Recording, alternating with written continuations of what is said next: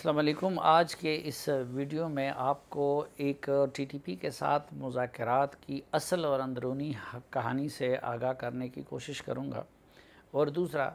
आपको ये तफसील बताऊंगा कि किस तरह इमरान ख़ान साहब के इंटरव्यू का एक क्लिप वो इस पूरे प्रोसेस के लिए ड्रोन हमला साबित हुआ है।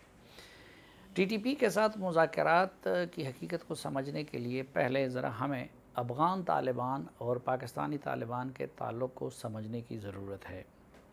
मैं उन तालिब इल्मों में से एक हूँ जो शुरू दिन से ये कह रहे हैं कि टीटीपी और टीटीए को आप मुकम्मल तौर पर एक दूसरे से अलग नहीं कर सकते, और ये कि टीटीपी असल में अफ़गान तालिबान का आप उसको एक्सटेंशन कह सकते हैं, हिस्सा कह सकते हैं, फ्रेंचाइज़ कह सकते हैं, एक सिक्के का दूसरा रुख कह सकते हैं, लेकिन उनको आप एक दूसरे से अलग नहीं कर सकते। एक वजह तो उसकी ये है कि दोनों के जिहाद के, क़िताल के, मुर्तद के, रियासत के, जमहूरियत के, ये सारे दीनी तस्वुरात और नज़रियात एक हैं, दोनों का लिटरेचर एक है, और दोनों का फिर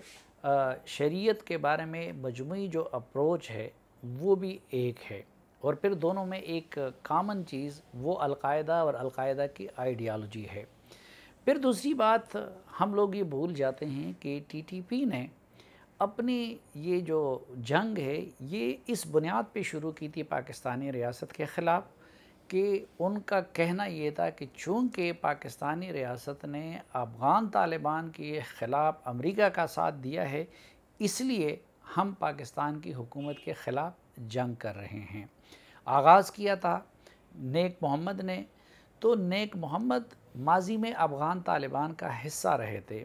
और काबुल के जनूब में कारग़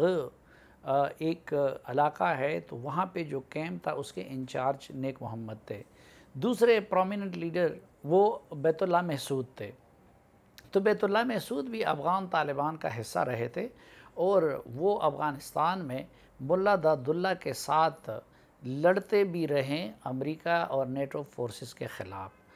फिर इसी तरह एक एक के बारे में अगर आप जाएं तो उनका इस हवाले से उनके साथ ताल्लुक़ था। फिर दूसरी बात ये कि उन्होंने ही इन इलाक़ों में न सिर्फ ये कि अफ़गान तालिबान को पनाह दी थी, बल्कि टीटीपी के लोग along side with Afghan Taliban वो लड़ रहे थे अफ़गानिस्तान के अंदर। और इसलिए आपने देखा कि जब अशरफ गनी की हुकूमत ख़त्म हुई और जेलों से लोग रिहा हुए, तो पता चला कि वहाँ पे हज़ारों की तादाद में टीटीपी के लोग भी थे जिनको अफ़गान हुकूमत ने दौरान जंग गिरफ़्तार किया था। उसमें टीटीपी के नायब अमीर मौलवी फ़कीर मोहम्मद भी थे, उसमें महसूद तालिबान के कई अहम लोग भी थे। और फिर हमारे ख़ान साहब ने तो यहाँ तक फरमा दिया कि जी ये पख्तून नेशनलिज़म की बुनियाद पे वो सब कुछ कर रहे थे, लेकिन आपने देखा होगा कि पाकिस्तान के अंदर कराची से उर्दू बोलने वाले जमात इस्लामी के पस मंज़र के अरशद वहीद, अकमल वहीद और इसी तरह के लोग भी आके टीटीपी का या अलकायदा का हिस्सा बन गए थे। फिर दूसरी तरफ पंजाबी तालिबान भी उनके इस पूरे अमल का वो हिस्सा थे। अब यहाँ पे लेकिन उलट हो रहा था। पाकिस्तान के अंदर हमें ये मफरूज़ा पढ़ाया जाता रहा और मीडिया में भी उसकी तशहीर की जाती रही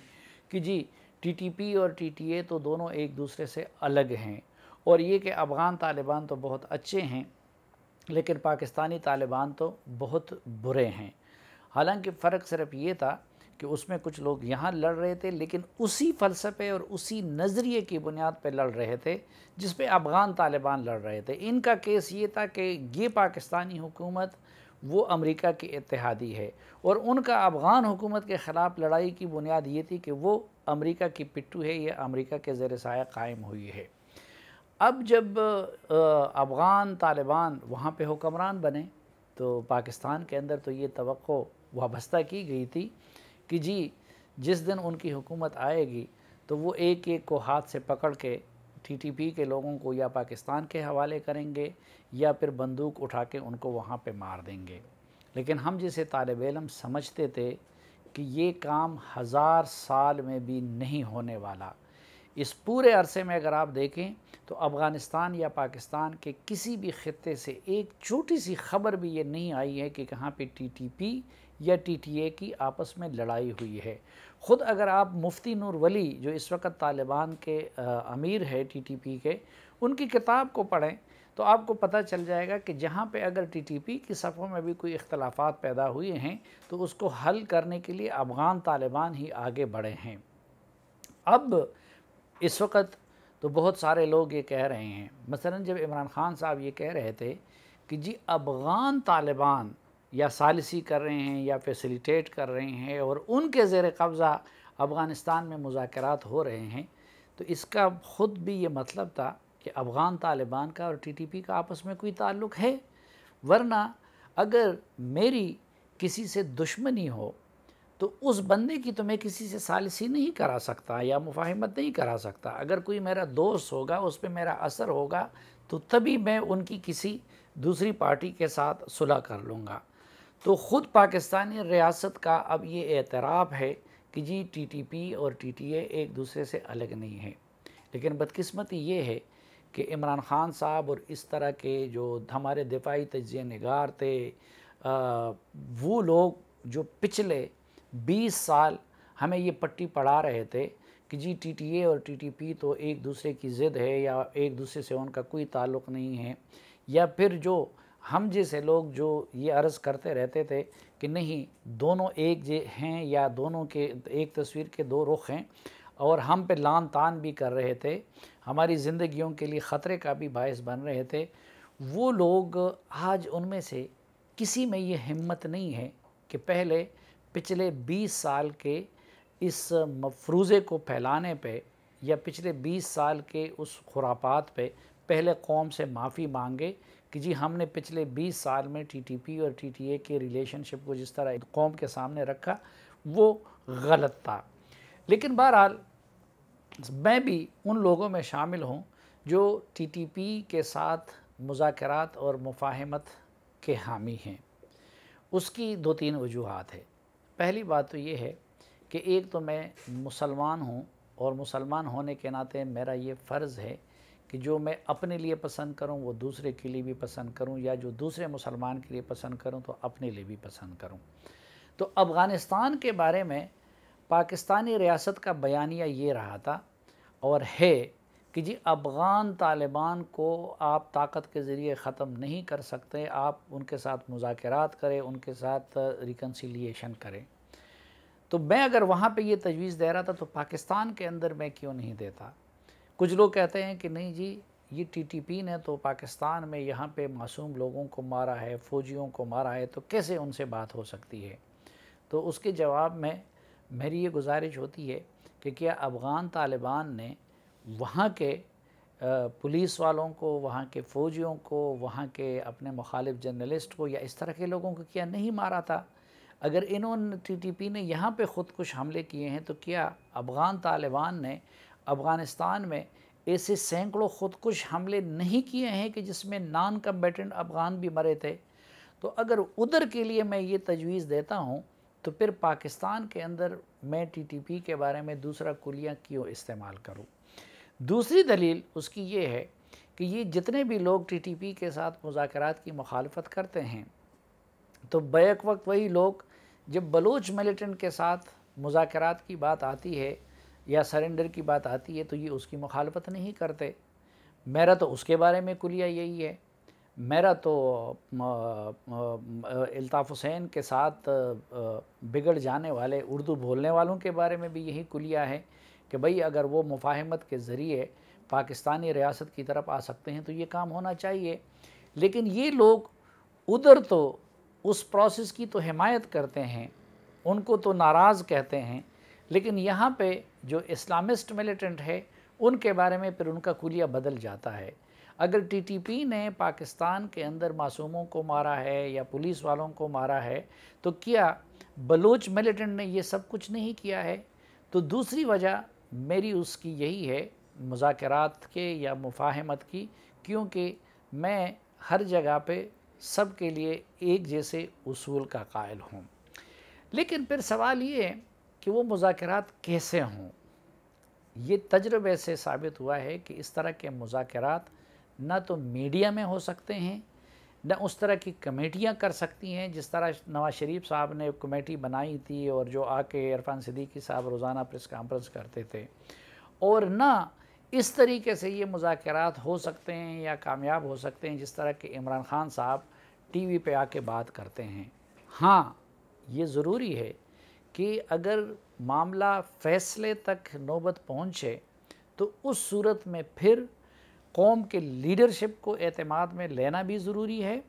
اور پھر جو متاثرین ہیں ان کو اعتماد میں لینا بھی ضروری ہے،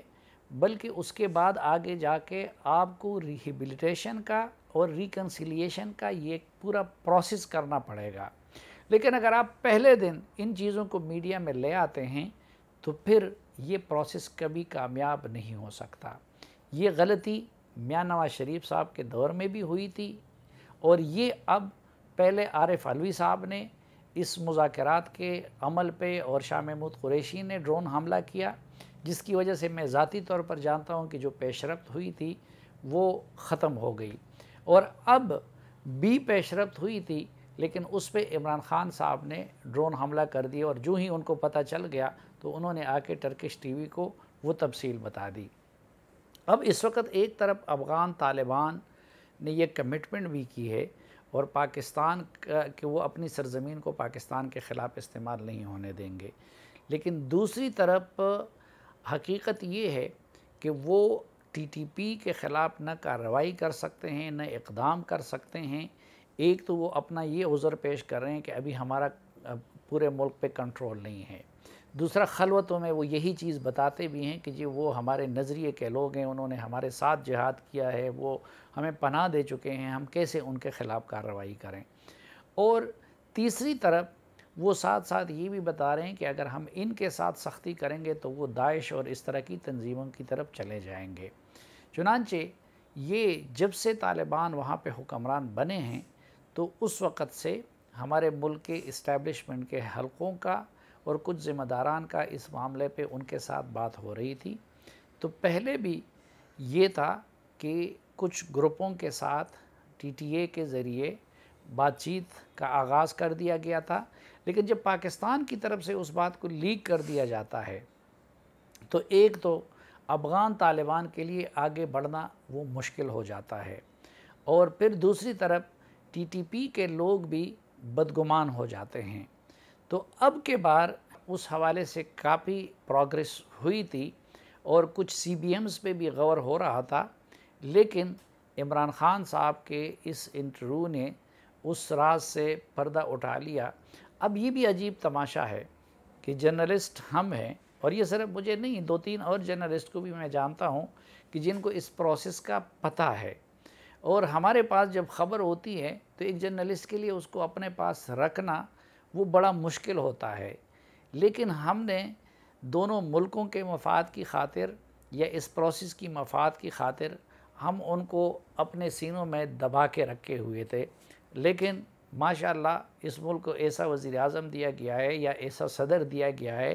کہ ان کو ایک تو ان معاملات کا پہلے سے علم ہی نہیں ہوتا، نہ ان کی کوئی انوالومنٹ ہوتی ہے، نہ سمجھ ہوتی ہے، لیکن ظاہر ہے کہ پھر بھی اس پرائم منسٹر کی کرسی پہ بیٹھے ہیں یا صدر کی کرسی پہ بیٹھے ہیں، لیکن جو ہی خبر ان کو ہو جاتی ہے تو وہ اس کو لیک کرنے میں 1 منٹ بھی نہیں لگاتے، اور اکثر اس کو بڑے غلط انداز میں بھی وہ خبر ڈسٹارٹ کر کے وہ قوم کے سامنے اور دنیا کے سامنے لے آتے ہیں۔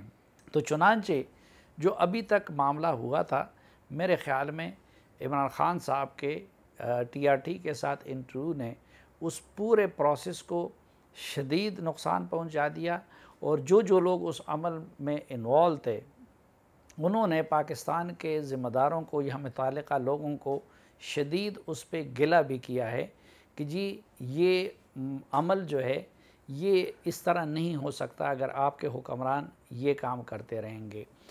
دوسرا، ہم جیسے لوگ کیوں یہ چاہتے ہیں کہ اگر اس دوران آپ نے اس معاملے کو نہیں سنبھالا تو ایک تو افغانستان کے اندر بھی جو ہم جیسے طالب علموں کا تجزیہ ہے تو معاملہ اس طرف قطعاً نہیں جا رہا ہے جس طرح کہ پاکستان میں توقع کی جا رہی ہے، لیکن افغانستان کا معاملہ جس طرف بھی جائے گا ماضی قریب میں ٹی ٹی پی ری گروپ ہوا ہے، اسٹرینتھن ہوا ہے، کارروائیوں کا اس نے آغاز کر دیا ہے، اور اگر اس معاملے کا کوئی بروقت حل نہ نکالا گیا تو خدا نخواستہ مجھے 2008 اور 2009 کا وقت پاکستان میں دوبارہ واپس لوٹتا ہوا نظر آ رہا ہے۔